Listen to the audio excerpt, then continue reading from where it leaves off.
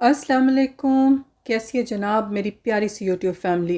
उम्मीद करती हूँ कि आप लोग सब बिल्कुल ठीक ठाक होंगी और रब ताला से दुआ गो हूँ कि आपकी जौन जौन सी भी हाजतें रब ताला आपको तौफीक दे कि आप अपने लिए दुआ मांगें और रब ताला आप पे कबूलियत के अपनी मेहरबानियों के दरवाज़े खोल दे इंशाअल्लाह।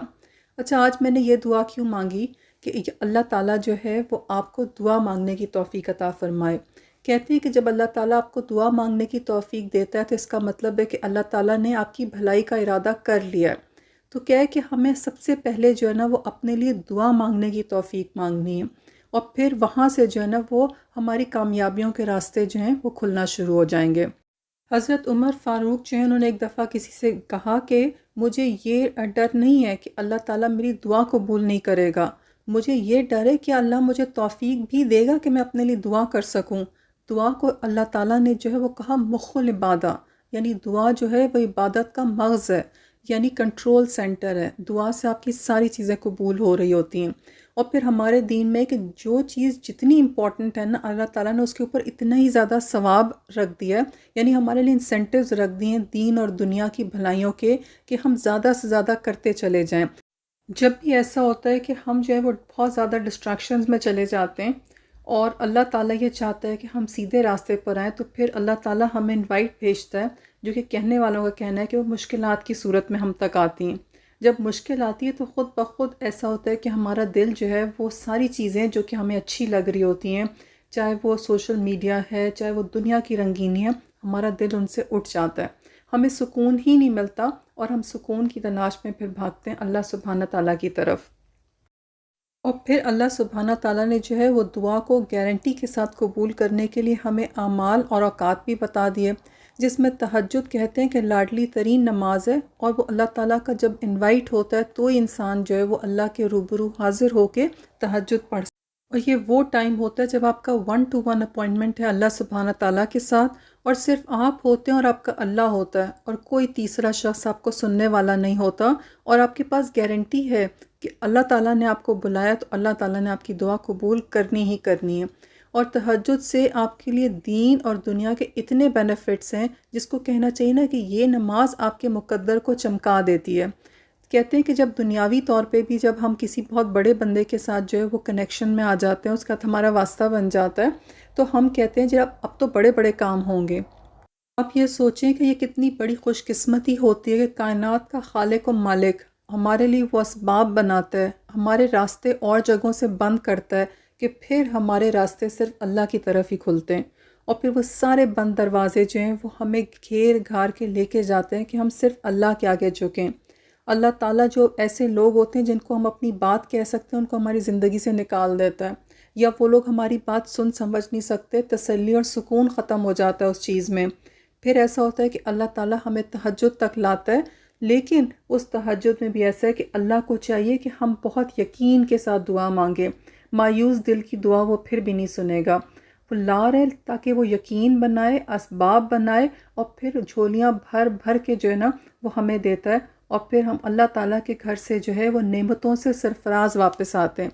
इसीलिए तो तहज्जुद को लाडली इबादत कहा गया, क्योंकि जब आप चुन लिए जाते हैं, जब अल्लाह ताला आपको अपना लाडला बंदा बना लेता है, फिर ऐसा होता है वो इनवाइट भेजता है, आपकी हर बात खुद सुनता है और आपकी हर मुश्किल का हल करता है।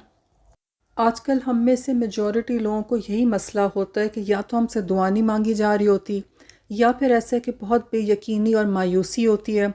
हमारे दिमाग में ख्याल आ चुका होता है कि हम बहुत बदकिस्मत और बदनसीब पैदा हुए हैं, हमारे नहीं काम हो सकते, हमारे लिए अल्लाह ताला भूल गया। अल्लाह ताला यही चाहता है कि हम प्रॉब्लम्स में रहें। तो यहाँ से जनाब एक बहुत ही ज़बरदस्त रिमाइंडर कि अपनी किस्मत को चमकाने के लिए आप तहज्जुद की तरफ पलटें। अगर तौफीक नहीं मिल रही तो रब ताला से दुआ करें कि वो तहज्जुद की तौफीक अता फ़रमाए, आपके लिए आसान करे और फिर आप देखें कैसे आपका मुकद्दर नहीं चमक उठता। लेकिन शर्त ये है कि मायूस जाएं, लेकिन अपनी मायूसी को बार बार हटाने के लिए रब ताला से दुआ करें और रब ताला से यकीन मांगें अपने लिए। जितना आपका रब ताला पे यकीन होगा ना, उतने ही बेहतरीन और ज़बरदस्त काम होंगे। सोचें यकीन वो चीज़ है जिससे कि आपकी दुआ एक्चुअली कबूल होगी। सोचें यकीन वो इंटरनेट कनेक्शन है जिससे कि आपकी ऐप्स रन होंगी। आपकी कामयाबी की ऐप जो है वो रब ताला पे यकीन करने से जो है ना वो रन होना शुरू होगी। جہاں یقین ہوتا ہے وہاں رب جھولیاں بھر دیتا ہے، اور جہاں مایوسی ہوتی ہے وہاں رب تعالیٰ خالی ہاتھ لوٹاتا ہے۔ جب تمام راستے بند نظر آئیں اور سب ناممکن لگے، تب ہمیں یہ یاد رکھنا ہے کہ ایک راستہ ہے جو ہمیشہ کھلا رہتا ہے، اور وہ ہے رب تعالیٰ سے دعا کا راستہ، اور ہمیں اس راستے سے گزر کر ہی اپنی منزل تک پہنچنا ہوتا ہے، کیونکہ لفظ ناممکن میں بھی جو اللہ تعالیٰ نے یقین رکھنے والوں کے لیے ممکن کو عیاں کیا ہوا ہے۔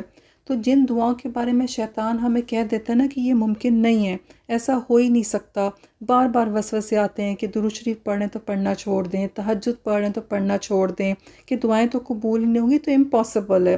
تو ایسے سارے لوگوں کے لیے ایسا ہے کہ اپنے یقین کو بہت مضبوط کر لیں۔ آزمائشیں ہمیشہ بڑی ہوتی ہیں، لیکن آزمائشوں میں سب سے بڑی ہوتی ہے آپ کی یقین کی آزمائش۔ تو آزمائش میں اپنی یقین کو بالکل قائم و دائم رکھیں، اور آزمائشوں پر پورے اترنے والوں کے لیے ہی اللہ تعالیٰ کے ہاں بہترین اجر ہے، اور ان کی دعائیں اللہ تعالیٰ ایسی قبول کرتا ہے کہ جو کسی اور کی دعا جو ہے اس مقام تک نہیں پہنچ پاتی۔ کسی نے اپنی میریکل سٹوری جو ہے وہ میرے ساتھ شیئر کی، اور انہوں نے یہ ذکر کیا کہ انہوں نے اپنی موٹیویشن جو ہے وہ کسی اور چیز سے لی تھی، کسی بک میں سے کچھ پڑھنے سے، اور میں یہ چاہتی تھی کہ ان کی موٹیویشنل سٹوری تو مجھے پتہ ہے، تو انہوں نے کس چیز کو پڑھ کے موٹیویشن لی۔ تو یہ جو قصہ آج میں آپ کو بتا رہی ہوں، یہ ان کی موٹیویشن کا باعث بنا، اور میں نے سوچا کہ یہ میں آپ سب کے ساتھ ضرور شیئر کروں گی، تاکہ ہم سب بھی اپنی دعائیں مانگنے کے لیے ہمیں جس طرح کی موٹیویشن چاہیے نا، رب تعالیٰ اس قصے کو ہمارے لیے اس موٹیویشن کا باعث بنائے انشاءاللہ۔ ضلع جھنگ کے ایک ڈپٹی کمشنر قدرت اللہ شہاب، جن کی ایک بہت ہی مشہور بک بھی ہے شہاب نامہ، اس میں وہ لکھتے ہیں کہ ایک روز جھنگ کے ایک پرائمری اسکول کا استاد رحمت الہی میرے دفتر میں آیا۔ وہ چند ماہ کے بعد ملازمت سے ریٹائر ہونے والا تھا۔ اس کی 3 جوان بیٹیاں تھیں، رہنے کے لیے اپنا گھر بھی نہ تھا، پینشن نہایت ہی معمولی تھی۔ اسے یہ فکر کھائے جا رہی تھی کہ ریٹائرمنٹ کے بعد وہ کہاں رہے گا، اگر لڑکیوں کی شادیاں کرنی ہیں تو کس طرح سے ہوں گی، کھانے پینے کا خرچ کیسے چلے گا۔ اس نے مجھے سرگوشی میں بتایا کہ پریشانی کے عالم میں وہ کئی ماہ سے تہجد میں اللہ تعالیٰ سے رو رو کے دعا کر رہا ہے، اور اللہ تعالیٰ کی بارگاہ میں وہ اپنی فریاد پیش کرتا رہا ہے۔ صرف چند روز قبل ہی اسے خواب میں حضور اکرم صلی اللہ علیہ وسلم کی زیارت نصیب ہوئی، جس میں حضور نبی پاک صلی اللہ علیہ وسلم نے ارشاد فرمایا کہ تم جھنگ جا کے ڈپٹی کمشنر کو اپنی مشکل بتاؤ، اللہ تمہاری مدد ضرور کرے گا۔ پہلے تو مجھے شک ہوا کہ یہ شخص ایک جھوٹا خواب سنا کے مجھے جذباتی کرنے کی کوشش کر رہا ہے، یا یہ کہہ لیں کہ میں نے یہ سوچا کہ یہ شخص جذباتی طور پہ مجھے بلیک میل کرنے کی کوشش کر رہا ہے۔ میرے چہرے پر شک اور تذبذب کے آثار دیکھ کر رحمت الہی آپ دیدہ ہو گیا، اور بولا جناب میں جھوٹ نہیں بول رہا، اگر جھوٹ بولتا تو شاید اللہ کے نام پر تو بول لیتا، لیکن حضور نبی پاک صلی اللہ علیہ وسلم کے نام پر میں کیسے جھوٹ بول سکتا ہوں۔ اس کی اس منطق پر میں بہت حیران ہوا، لیکن اس کے مقابلے میں اس نے میرے سامنے ایک فارسی شعر پڑھ دیا۔ یہ سن کر میرا شک پوری طرح سے رفع تو نہ ہوا، لیکن میں نے یہ سوچا کہ اگر یہ شخص غلط بیانی سے بھی کام لے رہا ہے تو ایسی عظیم ہستی کے اس مبارک کا سہارا لے رہا ہے کہ جس کی لاج رکھنا ہم سب کا فرض ہے۔ چنانچہ میں نے رحمت الہی کو 3 ہفتے کے بعد آنے کا کہا۔ اس دوران میں نے خفیہ طور پر اس کے ذاتی حالات کا کھوج لگایا، اور یہ تصدیق ہو گئی کہ وہ اپنے علاقے میں نہایت ہی سچا، پاکیزہ اور پابند صوم و صلات آدمی مشہور ہے، اور اس کے گھریلو حالات بھی وہی ہیں جو کہ اس نے مجھ سے بیان کیے ہیں۔ اس زمانے میں کچھ عرصے کے لیے صوبائی حکومت نے ڈپٹی کمشنروں کو یہ اختیار دے رکھا تھا کہ سرکاری بنجر زمین کے 8 مربع تک ایسے خواہش مندوں کو طویل میعاد پر دے سکتے تھے جو انہیں آباد کرنے کے لیے آمادہ ہوں۔ میں نے اپنے مال افسر غلام عباس کو بلا کر کہا کہ وہ کسی مناسب جگہ پر گراؤنڈ لینڈ کے ایسے 8 مربع تلاش کرے جنہیں جلد از جلد کاشت کرنے میں کوئی خاص دشواری پیش نہ آئے۔ مال افسر نے سمجھا غالباً یہ شاید اراضی میں اپنے کسی عزیز کو دینا چاہتا ہوں۔ دیکھتے ہی دیکھتے اس نے پکی سڑک کے قریب نیم آباد سی زمین ڈھونڈ نکالی، اور رحمت الہی کے نام پر ضروری الاٹمنٹ کی جو بھی کارروائی تھی وہ سارے کاغذات بھی میرے حوالے کر دیے۔ دوسری پیشی پر جب رحمت الہی حاضر ہوا تو میں نے یہ نذرانہ اس کی خدمت میں پیش کر کے اسے مال افسر کے حوالے کر دیا کہ یہ قبضہ وغیرہ دلوانے اور باقی تمام ساری ضروریات پوری کرنے میں اس کی مدد کرے۔ تقریباً 9 برس بعد میں کراچی میں فیلڈ مارشل جنرل ایوب کے ساتھ کام کر رہا تھا کہ ایوان صدر میں میرے نام ایک رجسٹرڈ خط موصول ہوا۔ اس زمانے میں پاکستان کا صدر مقام اسلام آباد کی بجائے کراچی تھا۔ یہ ماسٹر رحمت الہی کی جانب سے تھا۔ میں نے جب رجسٹری کھولی تو اس کے اندر جو خط تھا وہ ماسٹر الہی کی جانب سے تھا، جس میں انہوں نے لکھا تھا کہ انہوں نے اپنی تینوں بیٹیوں کی شادی کر دی ہے اور وہ اپنے اپنے گھروں میں خوش و خرم آباد ہیں۔ یہ بھی لکھا تھا کہ اس نے اپنی بیوی کے ساتھ فریضہ حج بھی ادا کر لیا ہے۔ اپنے گزارے اور رہائش کے لیے تھوڑی سی ذاتی زمین خریدنے کے علاوہ ایک کچا کوٹھا بھی تعمیر کر لیا ہے۔ اس خوشحالی میں اسے اب ان 8 مربوں کی ضرورت نہیں ہے، چنانچہ اس الاٹمنٹ کے مکمل کاغذات اس خط کے ساتھ واپس ارسال کر دیے ہیں تاکہ کسی اور ضرورت مند کی ضرورت پوری کی جا سکے۔ یہ خط پڑھ کر کچھ دیر کے لیے میں سکتے میں آ گیا۔ میں اس طرح گمسم بیٹھا تھا کہ صدر پاکستان کوئی بات کرنے کے لیے میرے کمرے میں آ گئے۔ کس سوچ میں گم ہو؟ انہوں نے میری جانب اشارہ کر کے پوچھا۔ میں نے انہیں رحمت الہی کا سارا قصہ سنایا تو وہ بھی نہایت حیران ہوئے۔ کچھ دیر تک خاموشی طاری رہی اور پھر وہ اچانک بولے، تم نے بہت ہی نیک کام سر انجام دیا ہے۔ میں گورنر کو لاہور ٹیلی فون کر دیتا ہوں کہ وہ یہ اراضی اب تمہارے نام کر دیں۔ میں نے نہایت ہی عاجزی سے گزارش کی کہ جی میں اس انعام کا مستحق بالکل نہیں ہوں۔ یہ سن کر صدر مملکت بولے کہ کیا تمہارے لیے زرعی اراضی حاصل کرنے میں کوئی دلچسپی نہیں؟ میں نے جواب دیا نہیں سر۔ میں نے التجا کی کہ آخر میں فقط 2 گز زمین ہی قبر کے لیے کام آتی ہے اور وہ کہیں نہ کہیں کسی نہ کسی طرح سے مل ہی جاتی ہے۔ اچھا، یہ پورا قصہ جو ہے وہ شیئر کرنے کا مقصد یہ تھا کہ جب بھی ہمیں ضرورت ہو تو ہم رو رہے ہوتے ہیں، گڑ گڑا رہے ہوتے ہیں، تو ہمیں وہ سارے قیمتی آنسو جو ہے نا وہ اللہ سبحانہ تعالیٰ کے آگے بہانے۔ اور تہجد ایک ایسا ٹائم اللہ سبحانہ تعالیٰ نے ہمیں دیا ہے کہ جب ہم اس میں گڑ گڑاتے ہیں نا، اگر اللہ تعالیٰ کی انویٹیشن نہیں ہو تو ہم تہجد تک جا ہی نہیں سکتے۔ تو اپنی حاجت لے کے تہجد میں جائیں اللہ کے آگے اور اللہ سے رو رو کے جو ہے نا وہ گزارش کریں کہ اللہ تعالیٰ اس مسئلے کا حل کر کے دیں۔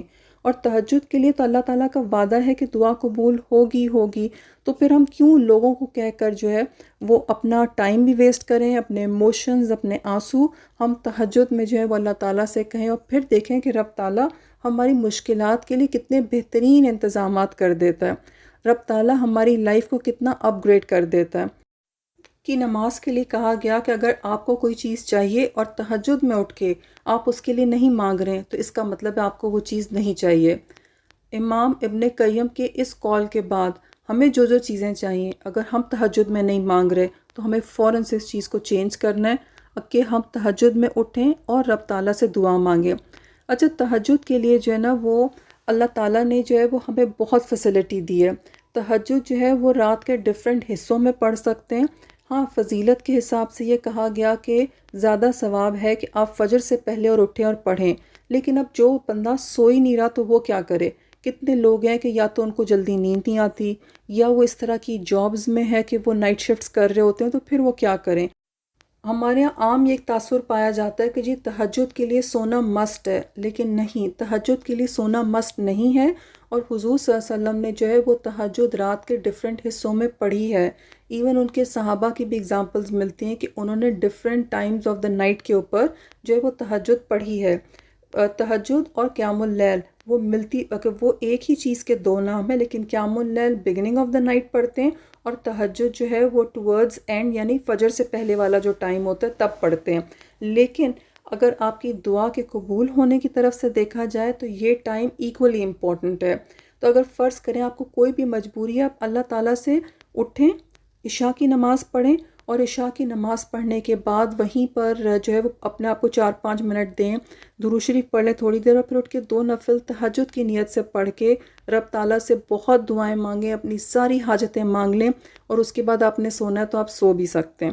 لیکن جو ہے وہ یہ سوچ کے جو ہے وہ تہجد نہ پڑھنا کہ ہم سو کے نہیں اٹھ سکتے، یہ ٹوٹلی جو ہے نا آپ نے سوچے کہ گولڈن اپرچونٹی مل رہی ہے آپ کو روزانہ اور آپ اس کو مس کر رہے ہیں۔ اور ہم میں سے بہت سارے لوگ ہیں جو کہ عشاء تو پڑھتے ہیں لیکن کیا ہوتا ہے کہ ہم تہجد کے لیے نہیں اٹھ پاتے، یا ہم فجر پڑھتے ہیں لیکن تھوڑا سا پہلے اٹھ کے ہم تہجد نہیں پڑھ پاتے۔ تو جناب آج سے ہی رب تعالیٰ سے دعا مانگنا شروع کر دیں کہ وہ اس چیز کو ہمارے لیے آسان کرے اور ہم بھی تہجد میں اٹھ کے اپنے لیے خوب دعائیں کر سکیں انشاءاللہ۔